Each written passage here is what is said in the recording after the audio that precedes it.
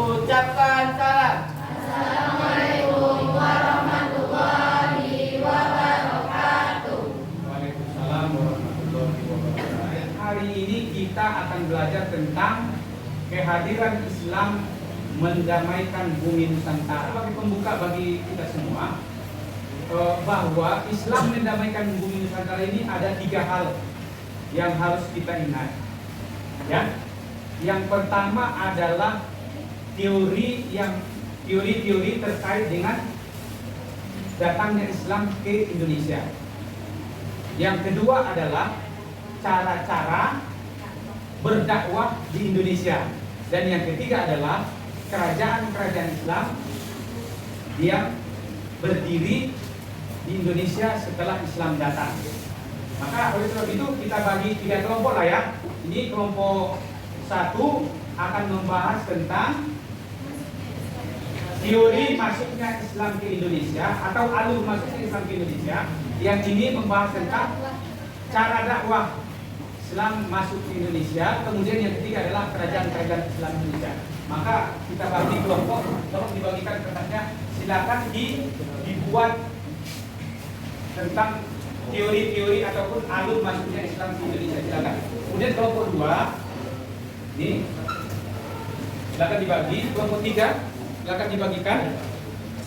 Dibuat di masing-masing kelompok, ingat ya, di masing-masing kelompok itu harus mengerjakan ini semuanya ya. Tentang yang pertama alur masuknya Islam ke Nusantara. Yang kedua, cara dakwah ya, cara dakwah mendakwahkan Islam di Indonesia. Yang ketiga adalah kerajaan-kerajaan Islam di Indonesia.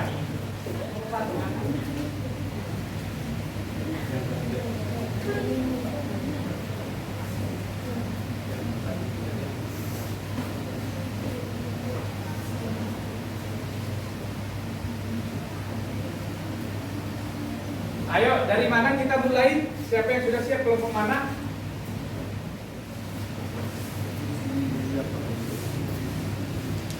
Silakan. Kerajaan-kerajaan Islam di Nusantara. A. Kerajaan Samudra Pasai. Ya, B. 2. Kerajaan Aceh. Ya. C. Kerajaan Demak. Ya. D. Kerajaan Pajang 1568 sampai 1586. Ya. E. Kerajaan Mataram Islam abad 17 sampai 19. Ya. F. Kerajaan Banjar. G. Kerajaan Gorontalo. H. Kerajaan Kadapnas. Ternate.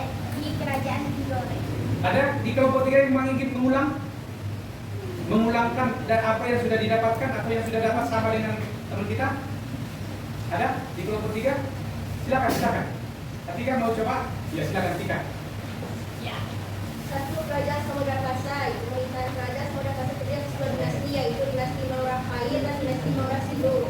Lalu kerajaan Aceh Darussalam, kerajaan Demak, kerajaan Pajang, kerajaan Mataram Islam, kerajaan Banjar, kerajaan Gorontalo, kerajaan Ternate, dan terakhir kerajaan Tidore. Ya, kerajaan Tidore. Itu dari kelompok 3. Sekarang kita minta dari kelompok 1 untuk menyajikan apa yang didapat dari yang dia baca dari pembelajaran kita tentang alur masuknya Islam ke Indonesia berdasarkan teori-teori yang dikemukakan oleh para ahli.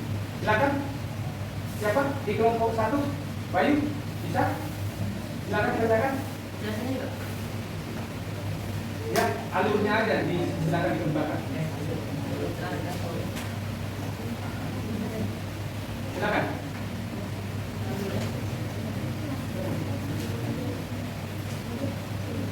Yuni, bisa Yuni? Belum ketemu. Yang kelompok 2 sudah ada? Siapa yang kelompok 2? Adiatma bisa? Silakan dibacakan. Taibul, ya silakan Taibul. Taibul silakan berdiri. Kerajaan dakwah di Indonesia 25. Pertama, pedagang. Ketika itu para pedagang Islam menjadi kerja. Jadi pertama adalah jalurnya adalah melalui perdagangan. Yang kedua kira-kira apa lagi? Yang kedua, pernikahan atau perkawinan. Si Repa bisa sambung? Apa lagi? Yang ketiga, pendidikan. Yang keempat, seni budaya. Jadi cara dakwah yang dikembangkan dikembangkan di Indonesia dalam rangka menyebarkan agama Islam itu ada berapa? Nah, yang pertama coba diulang dulu. Perdagangan, pernikahan, pendidikan, budaya. Melalui tasawuf ya. Nah, melalui pengamalan ilmu tasawuf. Nah, dari kelompok satu belum? Ya, silakan. Yang pertama, silakan baik. Teori Mekah. Islam masuk Indonesia pada abad 7 Masehi langsung dari Timur Tengah melalui Jazirah Arab dan Arab. Penduduk teori ini adalah Hamka, Al-Sifardiyah, Hadrah, dan Parleu dan Ewarno. Yang teori kedua gimana? Yang kedua teori Persia. Teori Persia berpendapat bahwa Islam pada abad ke-13 membawa bangsa Persia. Pertama kali dimasuki Islam dan Persia adalah Samudra Pasai. Dukung oleh Tuan Mardi. Nah, cukup. Yang lain silakan mengemukakannya. Apalagi si Yudi, sambung Yudi. Ya, teori ujaran. Ada tiga, yang ketiga teori hujurat, teori yang keempat apa lagi kira-kira? Ina. Ya. Nah, baik. Kalau begitu, begini. Dalam pembelajaran kita hari ini, Islam mendamaikan bumi Nusantara dapat kita memahami, dapat kita pahami dari tiga hal. Iya kan? Yang pertama adalah dari alur masuknya Islam ke Indonesia. Yang kedua adalah cara berdakwah di Indonesia, dan yang ketiga adalah kerajaan-kerajaan Islam di Indonesia. Ya. Ini coba diperhatikan peta ini. Coba kalian lihat, perhatikan peta ini. Kalau kita perhatikan secara sama, nih lihat. Ini lihat nih kan, ini kan dari Mekah nih, gambar Ka'bah nih, masuk Islam ke Indonesia kan ini. Ada melalui Barus, ada melalui Malaka, kemudian baru ke Demak, ke Banjar, Gorontalo, dan apa ini? Hah? Melalui Gorontalo ini kan? Nah, jadi dari alur ini bisa kita memahami. Pertama itu, lihat nanti ada teori di sini mengatakan ini. Kan begini, ada Islam langsung dari Mekah langsung ke Indonesia. Ya, ada Islam dari Mekah langsung ke Indonesia, yaitu dibawa oleh para pedagang-pedagang Arab. Itulah dia yang dikemukakan oleh kelompok pertama tadi adalah teori Mekah. Artinya apa?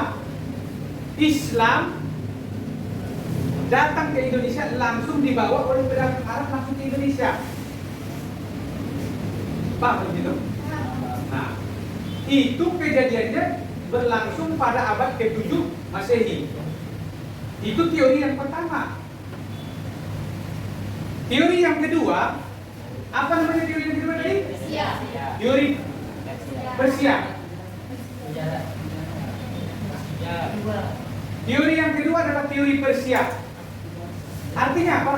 Islam itu datang ke Indonesia melalui Persia atau Iran sekarang. Bagaimana itu? Rupanya di sana adanya persamaan budaya. Kita lihat ini. Teori yang ketiga ini. Ya kan? Ada teori ketiga mengatakan bahwa Islam itu datang ke Indonesia dari Persia atau Iran. Sebagai buktinya adanya kesamaan budaya dan tradisi yang berkembang antara masyarakat Persia dan Indonesia. Apa itu tradisinya? Tradisi tersebut antara lain adalah adanya merayakan 10 Muharram. Di Persia juga begitu di Iran. Jadi itulah yang menjadi bukti bahwa Islam itu datang ke Indonesia melalui Persia. Tetapi ada lagi yang mengatakan teori hujurat. Begini, Bapak contohkan begini. Islam kan orang Arab datang dia ke Gujarat. Nah, sampai dia di Gujarat, bertempat tinggal dia di sana cukup lama. Kemudian orang-orang Gujarat itu masuk Islam. Nah, orang-orang Gujarat itu masuk Islam. Dan kemudian orang Gujarat ini adalah orang pedagang juga. Mereka itu pergi menyebarkan berdagang ke Indonesia dan menyebarkan agama Islam. Jadi Islam itu datangnya ke Indonesia bukan dari Arab, tapi datangnya dari Gujarat. Tetapi sesungguhnya yang membawa itu yang pertama adalah orang Arab ke Gujarat, orang Gujarat masuk ke Indonesia. Kira-kira seperti itu. Itu teori yang kedua. Kemudian ada lagi teori yang ketiga. Hah? Teori Cina. Bagaimana? Teori Cina itu. Menurut teori Cina, proses kedatangan Islam ke Indonesia itu khususnya di tanah Jawa berasal dari mana? Berasal dari pedagang Cina. Mereka telah berhubungan dagang dengan penduduk Indonesia jauh sebelum Islam dikenal di Indonesia, yaitu di zaman Hindu. Ya. Jadi di situ dia. Dari mana lagi kita dapatkan bahwa Islam itu datang ke Indonesia melalui Cina? Nanti akan dijawab oleh kelompok 3. Apa kata kelompok 3? Bahwa ada namanya satu kerajaan di Jawa itu namanya Kerajaan Demak. Coba, siapakah raja pertama di Demak? Coba sebutkan kelompok 3. Raden Patah. Raden Patah itu siapa ibunya? Siapa ibunya? Coba. Ibu. Itu ayahnya. Siapa nama ibunya? Orang mana ibunya? Orang Cina yang berasal dari Campak. Coba lihat di dalamnya itu. Itu berarti kelompok 3 itu belum membaca sepenuhnya. Ya? Itu membuktikan bahwa Islam itu masuk ke Indonesia dari Cina. Karena Pak, ibu daripada Raden Patah itu adalah orang Cina. Oke ya? Tapi di situ paham? Nah, berikutnya ada cara-cara dakwah. Cara-cara dakwah di Nusantara. Yang pertama melalui perdagangan. Tadi kita lihat. Proses penyebaran Islam melalui jalur perdagangan dilakukan oleh para pedagang muslim, yaitu sekitar abad ke-7 sampai abad ke-6 Masehi. Para pedagang tersebut berasal dari Arab, Persia, dan India. Jalur perdagangan saat itu menghubungkan Asia Barat dengan Asia Timur dan Asia Tenggara. Melalui perdagangan, sambil berdagang mereka menyebarkan agama Islam. Kemudian ada lagi melalui perkawinan. Di samping melalui perdagangan itu, para pedagang muslim itu menggunakan kesempatan itu untuk berdakwah, menyebarkan agama Islam, menikahi para wanita-wanita kerajaan. Nah, dan itu termasuk itu. Atau mereka tunjukkan sopan santun. Terus tetap. Dan menunjukkan apa? Sopan santun. Tetap sopan santun yang mereka utamakan, sehingga orang-orang yang melihat mereka itu tertarik. Nah, kagum terhadap mereka, sehingga apa? Bertanya gitu. Ya, dari segi penampilannya kadang-kadang kan kita kan, nah, sebenarnya Anda bukan tampan, ya kan? Bukan tampan yang saya inginkan, tapi dari segi penampilan saya tergoda kan. Kadang-kadang kan seperti itu, ya kan?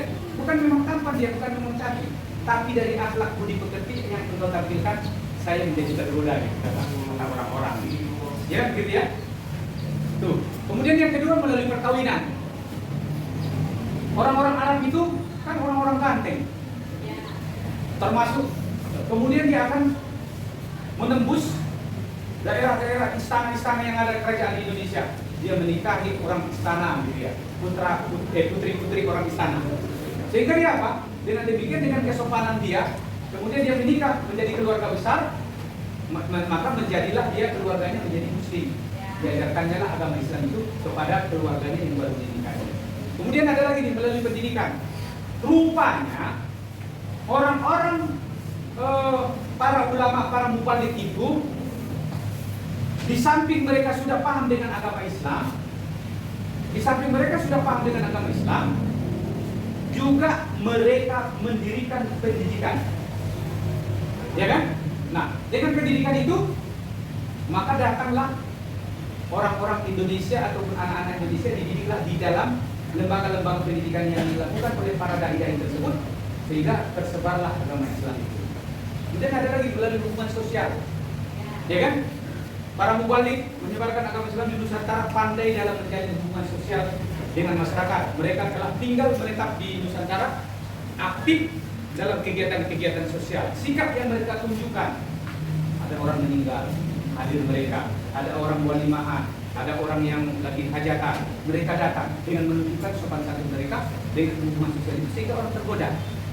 Kan itu. Kadang-kadang kan seperti tadi, yang membuat saya tergoda itu bukan dari segi gandengannya, tapi penampilannya sungguh sangat menawan, kata si Repi kan gitu. Iya kan? Nah gitu kan. Engkau bukan memang ganteng, tetapi dari segi sikapmu yang begitu sopan, jadinya saya tergoda gitu. Itu juga lah di hubungan sosial yang dibangun oleh para pedagang. Tapi bukan berarti itu artinya hal-hal yang sifatnya negatif bisa ada, tidak. Tapi sifatnya adalah positif. Berikutnya ada melalui kesenian. Kan agama yang datang pertama itu sebelum Islam adalah agama Hindu dan Buddha kan? Ya. Sudah ada kebudayaan kesenian-kesenian yang ada. Tapi para mubalik kita yang penyebar agama Islam di Indonesia itu bukan langsung dia apa? Bukan langsung dia menghilangkan kesenian-kesenian Hindu dan Buddha itu, tapi mereka masukkan nilai-nilai Islam di dalam kebudayaan tersebut. Contoh wayang, ya kan? Oleh Wali Songo buatnya nilai-nilai materi-materinya yang diajarkan dalam perwayangan itu adalah materi-materi Islam. Apa kira itu yang terpenting yang harus Anda ketahui. Kemudian nanti jangan lupa lanjutkan pembelajarannya di rumah tentang kerajaan-kerajaan Islam di Nusantara. Itu harus diingat. Ya, kenapa? Supaya nanti kita paham bagaimana penyebaran Islam itu masuk ke Indonesia. Sampai di sini dulu karena